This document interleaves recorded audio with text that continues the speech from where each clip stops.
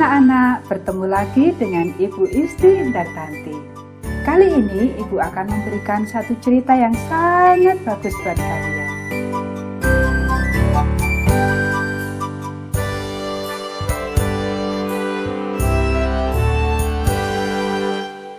Dari duka cita ke sukacita. Ayat hafalan Yeremia pasal 31 ayat 13. Aku akan mengubah perkabungan mereka menjadi kegirangan, dan menghibur mereka, dan menyukakan mereka sesudah kedukaan mereka. Pekabaran pelajaran ini, Yesus memberikan kasih dan rahmat-Nya dengan cuma-cuma. Pada suatu hari, Jerry menemukan sebuah mesin vending yang akan memberikan kepadanya gula-gula tanpa memasukkan uang ke dalamnya. Sangat menyenangkan sebelum ayahnya melihat apa yang terjadi dan menyuruhnya mengembalikan gula-gula tersebut kepada manajer toko itu. Semua kita akan menyukai sesuatu yang baik dan cuma-cuma. Tahukah engkau bahwa Yesus memberikan kasih dan rahmat-Nya kepada kita dengan cuma-cuma? Dan itu jauh lebih baik daripada gula-gula.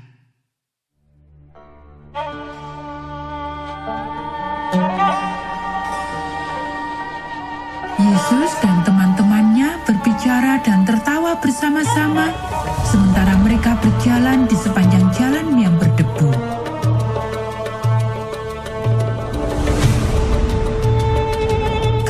Pegunungan lain yang kecil terhampar di depan mereka. Jalannya kasar dan berbatu menuju kampung yang dituju. Sepanjang jalan, Yesus sudah menceritakan kepada orang-orang tentang kasih Allah kepada mereka. Dan Ia sudah menyembuhkan orang-orang sakit yang dibawa kepadanya. Menjelang Nain, sekelompok yang berbahagia itu tiba-tiba berhenti. Mereka membisu karena melihat pemandangan yang menyedihkan meninggalkan gerbang kota. Kerut kecil melintang di wajah Yesus. Setelah arak-arakan itu kian dekat, Yesus dan teman-temannya tahu bahwa seorang janda sudah kehilangan putra satu-satunya. Yesus melihat kepada ibu yang berduka itu. Hatinya sendiri sangat pilu melihat ibu yang sangat berduka.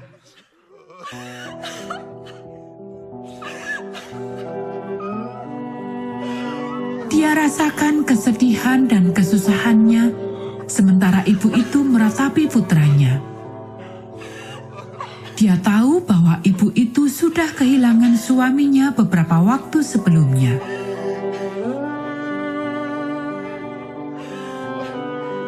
Putranya menjadi satu-satunya untuk memelihara ibu ini.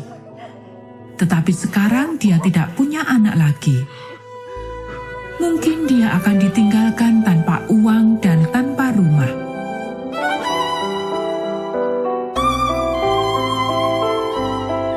Wanita itu terus berjalan, meratap, dan tidak memperhatikan Yesus. Yesus datang mendekatinya dan berbicara dengan lembut. "Jangan menangis," katanya. Lalu ia melihat ke kain kafan terbuka yang membalut putranya itu. Kemudian orang-orang yang membawa mayat tersebut berhenti ketika Yesus menaruh tangannya ke atas mayat tersebut.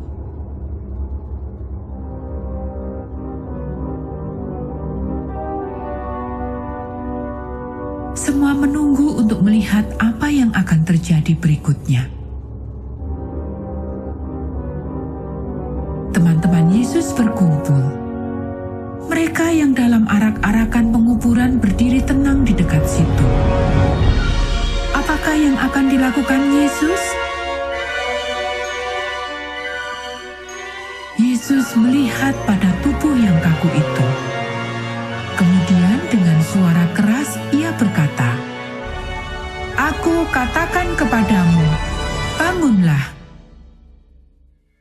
Suara Yesus yang keras itu terdengar ke semua orang banyak. Dan tiba-tiba, putra janda tersebut duduk dan mulai berbicara. Yesus mengangkatnya dan mendirikannya.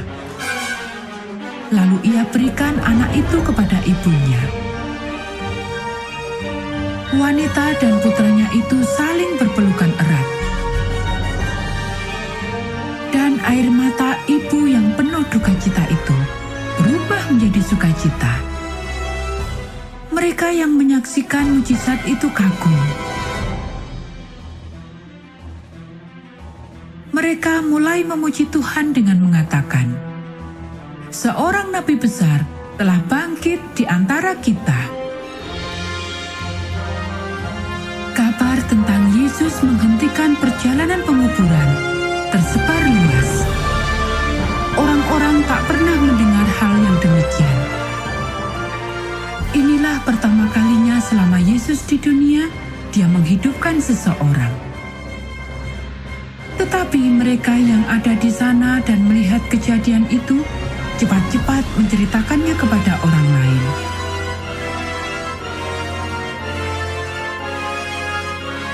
Yesus mempunyai kasih yang sama bagi kita, seperti yang Dia tunjukkan kepada janda dan putranya itu. Ia tidak meminta pertolongan dari Yesus. Yesus melihat air matanya dan kesusahannya, dan ia merasa kasihan kepadanya. Kasih dan keprihatinannya melihat penderitaannya menyuruh dia untuk mengadakan mujizat ini. Sesungguhnya, Yesus mengubah duka citanya menjadi sukacita. Yesus dapat juga mengubah duka cita kita menjadi sukacita. Dia mengasihi setiap orang dari kita dan menginginkan kita menjadi bahagia. Dan Dia akan mengubah banyak kesusahan setelah Dia datang kembali. Pada waktu itu, Ia akan membawa dari kuburan mereka yang menyerahkan hati kepadanya sebelum meninggal. Betapa penuh sukacita nantinya hari itu. Para ibu dan ayah, putra dan putri akan kembali bersama-sama untuk hidup selama-lamanya bersama Yesus.